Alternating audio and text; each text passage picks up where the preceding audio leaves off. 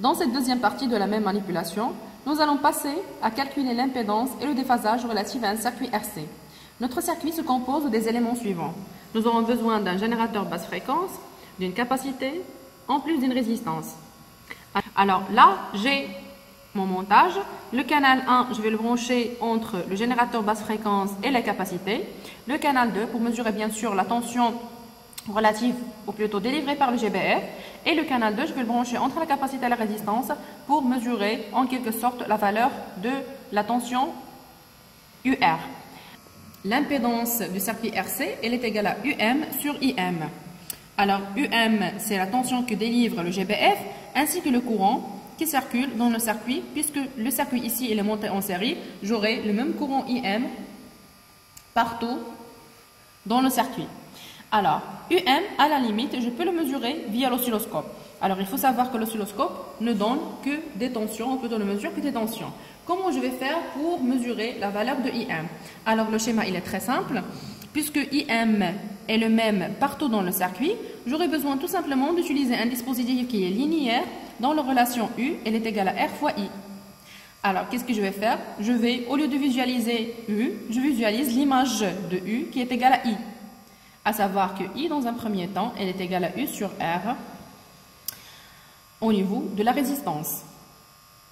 Alors, après avoir mesuré la U1, ça veut dire la tension que délivre le GBF et qui doit être fixée dans un premier temps sur 4 volts, je vais passer à la visualisation de la tension aux bornes de la résistance, divisée par la valeur de la résistance et obtenir par la suite la valeur de I1, qui est égale à, théoriquement, R carré plus 1 sur C carré oméga carré. Et à la fin, l'étudiant doit être capable de comparer les résultats des deux formules pour avoir une idée sur l'exactitude des mesures qu'il a effectuées. Les composants, ou plutôt les éléments électroniques dont j'aurai besoin, est le générateur basse fréquence, une résistance variable, une capacité, ainsi qu'un oscilloscope. Alors je vais commencer dans un premier temps par la réalisation du montage. Qu'est-ce que je fais pour comprendre, pour faciliter la compréhension du montage? J'essaie de remplacer toutes les connexions ici même tracées par des fils. Ça veut dire, je regarde un petit peu ici, je définis dans un premier temps les bornes de chaque composant électrique et je vais essayer de faire une connexion entre ces bornes. Alors, si je prends la première borne du GBF, je vais la définir dans un premier temps comme étant la rouge, puisque la deuxième, elle est branchée à la masse. La masse, elle est toujours symbolisée par le noir. Donc, je regarde un petit peu le GBF, j'ai la borne rouge qui va être connectée directement avec la première borne de la capacité. La capacité que je vais utiliser, elle est égale à 0,1 picofarad. Donc, je vais choisir ici la valeur qui correspond à la valeur demandée, puisque c'est une boîte à capacité dont la somme totale est égale à 1 picofarad. Donc là, je suis sur 0,1 picofarad. Pour voir l'ensemble des capacités, ou plutôt les exemples des modèles de capacité qui existent au laboratoire et savoir les utiliser, je vous invite en quelque sorte à revoir le même contenu, ou plutôt le contenu de la séquence 3 du même SPOOK. Alors, la deuxième borne de la capacité est connectée directement à la première borne de la résistance. Là, je dispose d'une résistance variable qui a 3 bornes. Alors, pour brancher la totalité de la résistance, je me branche entre ces deux bornes en noir. La valeur totale de la capacité, elle est égale à la valeur maximale de la graduation multipliée par le calibre qui est 100 ohms. Donc là, j'ai 10 fois 100, ça va me faire 1 kOhm. Alors, pour avoir seulement une partie, je prends la partie rouge ici indiquée avec la borne noire ici même. Donc, le reste ici, c'est le complément de la résistance fixée entre ces deux bornes. Bon, ici, on m'a demandé de fixer une valeur de résistance qui est égale à 200 ohms. Alors, qu'est-ce que je vais faire? Je vais faire correspondre 2 au point ici indiqué par ce cercle blanc. 2 multiplié par 100, ça va faire 200 entre ces deux bornes, ce qui fait 800 entre les bornes restantes que je ne vais pas utiliser dans un premier temps. Donc, je me branche à la première borne de la résistance. Je quitte la résistance pour revenir, regardez, à la borne noire du GBF où toutes les masses y seront connectées. Le montage dans un premier temps, il est déjà effectué. Qu'est-ce que je dois faire? Je passe directement au branchement de l'oscilloscope. Donc je vais prendre le canal 1, je vais le brancher entre la borne qui connecte le GBF, la borne rouge du GBF avec la première borne de la capacité. Donc j'ai le choix de me brancher soit ici, soit ici. Alors puisque je dois brancher à la fois la sonde de mesure ainsi que la masse, donc c'est préférable de se brancher directement sur le GBF. Le deuxième canal doit être branché, ça veut dire le canal 2, doit être branché entre la résistance, ou plutôt entre la borne qui connecte la capacité et la résistance. Donc, soit ici, soit ici. Alors, je vais choisir cette borne pour être proche de la masse et j'aurai le deuxième branchement ici.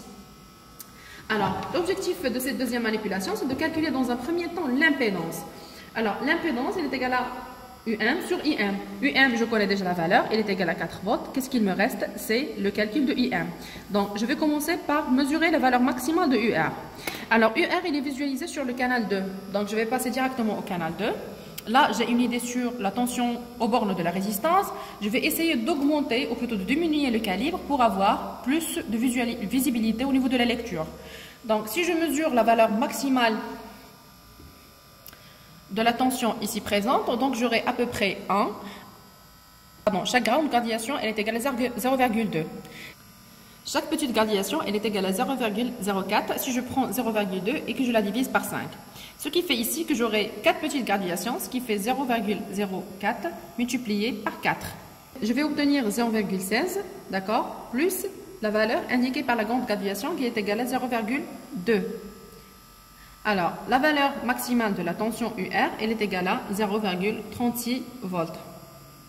Donc, l'étudiant n'a qu'à calculer la valeur de Z, qui est égale dans ce cas UM, qui est égale à 4 volts, sur IM, qui est égale à U sur R. Ça veut dire 0,36 divisé par 200. Alors, l'étudiant doit essayer de voir un petit peu, s'il y a une correspondance entre la valeur de Z, ça veut dire l'impédance pratique, calculée d'une façon expérimentale, avec l'impédance calculée d'une façon théorique grâce à cette formule-là. Pour le calcul du déphasage, qui est la deuxième sous-partie de cette deuxième partie de la même manipulation, l'oscilloscope cathodique, nous allons essayer de le calculer via deux méthodes. Il y a la première méthode qui s'appelle la méthode des doubles traces et la méthode de Lissajous. Dans la méthode de double trace, nous allons essayer de visualiser les deux signaux, ça veut dire la tension ou le signal électrique aux bornes du GBF avec la tension électrique aux bornes de la résistance et d'effectuer ce calcul-là, ou plutôt d'utiliser cette formule-là, qui est égale à phi est égale à 2pi fois delta t sur t. Avec delta t, c'est effectivement la différence ou le décalage temporaire entre les deux signaux. Bon, je vais vous montrer tout simplement comment afficher les deux signaux sur l'oscilloscope. Alors, juste une petite remarque, c'est que ici, nous allons essayer de changer la fréquence du signal délivré par le GBF. On nous demande à un certain moment de voir l'impact de la fréquence sur le déphasage. Donc, on va vous demander de l'effectuer pour deux valeurs de fréquence que vous allez trouver effectivement sur le polycope. Bon, pour changer la valeur de la fréquence, c'est très simple. Donc, je passe directement au GBF. Si on me demande par exemple de fixer 600, ça veut dire une fréquence de 600, alors je reste toujours sur 1 kg et là je reviens à 0,6. Donc là, ça correspond à 0,6 multiplié par 1000, ça va faire une fréquence de 600. Alors, je garde les mêmes valeurs pour la capacité et pour la résistance. Seulement ici, on va me demander de choisir une valeur de 47, de 0,47. Donc, je vais passer directement ou me brancher sur 0,47. Alors, l'exemple, il est très simple. Donc là, regardez, je n'arrive pas à voir la totalité du signal sur mon écran. Donc, je vais augmenter le calibre. Donc, je vais revenir sur un calibre de 0,5 et même de 1. J'arrive toujours à visualiser. Et je vais essayer de diminuer, ou plutôt d'augmenter le calibre du temps pour pouvoir visualiser correctement le signal. Là, je suis sur le canal 2, ça veut dire que j'affiche le signal au bord de la résistance. Si je souhaite afficher les deux signaux, ça veut dire celui délivré par le GBF et celui au bord de la résistance, je passe en mode dual. Alors, le mode dual permet d'afficher les deux signaux, ce qui va me permettre maintenant de calculer la valeur de delta t. Alors, la valeur de delta t, elle est très simple, c'est la valeur de la différence ou le décalage temporaire entre les deux signaux. Ça veut dire, je calcule combien de graduations j'ai entre deux points symétriques appartenant aux deux signaux. Par exemple, je peux prendre ce point-là et ce point-là. Alors là, j'aurai combien de graduations? 3 graduations en général. 3 graduations multipliées par 0,5 qui est le calibre du temps. La valeur du déphasage, elle est égale à 2pi, donc je dois convertir en 180 bien sûr pour avoir le déphasage en degrés, multiplié par delta t, qui est cette valeur-là, divisé par t. Bon, il suffit de calculer la période d'un signal parmi les deux signaux et par la suite de voir en quelque sorte la valeur du déphasage grâce à la méthode double trace. Au niveau de la méthode Lissajous, donc je vais essayer de visualiser cette ellipse-là et utiliser la formule qui est donnée ici pour pouvoir avoir une idée sur le calcul de phi. Donc, si j'ai sinus de phi est égal à OA' sur OA, OC' sur OC, donc j'aurai phi qui est égal à arc sinus de la valeur délivrée par cette fraction-là. Pour pouvoir afficher cette ellipse, je dois passer au niveau de l'oscilloscope en mode XY. Alors, en mode XY, comme vous pouvez voir ici, c'est très simple, je réussis quand même à afficher l'ellipse qui me donne une idée de la visualisation de la première tension en fonction de la deuxième. En effet, si je passe en mode XY, je demande à l'oscilloscope de fixer la tension au niveau du canal 1 sur l'axe X et de fixer la tension mesurée au niveau du canal 2 sur l'axe Y. Donc j'aurai Y qui est égal à, dans notre cas, la tension UR et j'aurai X qui est égal à la tension UM, ça veut dire celle délivrée par le GBF. Alors là, j'ai mon ellipse. Alors qu'est-ce qu'il me reste à faire? C'est tout simplement de faire les mesures qui sont demandées par... ou plutôt qui sont déjà prescrites sur le polycope.